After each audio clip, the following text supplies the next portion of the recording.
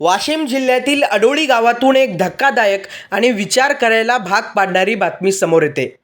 कर्जाच्या ओझ्याखाली दबलेल्या शेतकऱ्यांनी थेट शासनालाच आव्हान दिलंय। आमचं गाव विकत घ्या आणि आम्हाला कर्जमुक्त करा अशी अभूतपूर्व मागणी करत शेतकरी ठिय्या आंदोलनावर बसलेत। 2 एप्रिलपासून छत्रपती शिवाजी महाराजांच्या पुतळ्यासमोर सुरू असलेल्या या आंदोलनात गावातील शेतकरी मोठ्या संख्येने सहभागी झालेत। त्यांच्या चेहऱ्यावरची हतबलता आणि संताप स्पष्टपणे दिसून येत आहे। सततची नापिकी, अतिवृष्टी, वाढता उत्पादन खर्च आणि कर्जाचा वाढता बोजा यामुळे शेतकरी अक्षरशः हतबल झालाय। शासनाने वारंवार आश्वासने दिली, मात्र प्रत्यक्षात काहीच दिलासा मिळाला नसल्याचा आरोप शेतकऱ्यांनी केलाय। यामुळेच आता शेतकऱ्यांनी टोकाचा निर्णय घेत गाव विक्रीची मागणी करत आंदोलन सुरू केले। शेतकऱ्यांच्या मागण्या देखील स्पष्ट आहेत। सरसकट कर्जमाफी द्या, वाशिम जिल्ह्यासाठी पीक विमा लागू करा, खाजगी फायनान्स कंपन्यांची कर्ज वसुली ही तात्काळ थांबवा आणि जिल्ह्यात MIDC प्रकल्प उभारून रोजगाराची निर्मिती करा। दरम्यान पीक विमा कंपनीच्या अधिकाऱ्यांनी आंदोलनस्थळी भेट देऊन शेतकऱ्यांशी चर्चा देखील केली।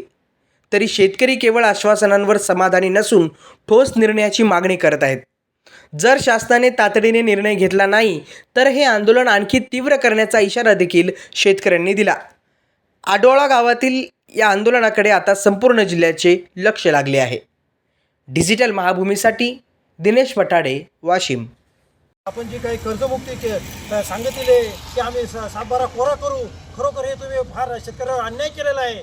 या ठिकाणी आडोळी गावात आम्ही ठाई आंदोलन धरलेलं आहे आणि तुम्ही जे काही कर्जमुक्ती करतो म्हणून असं आश्वासन दिलं आहे, हे फक्त आमच्या शेतकऱ्याच्या तोंडाने पानं पुसण्याचे केवळ काम केलेलं आहे।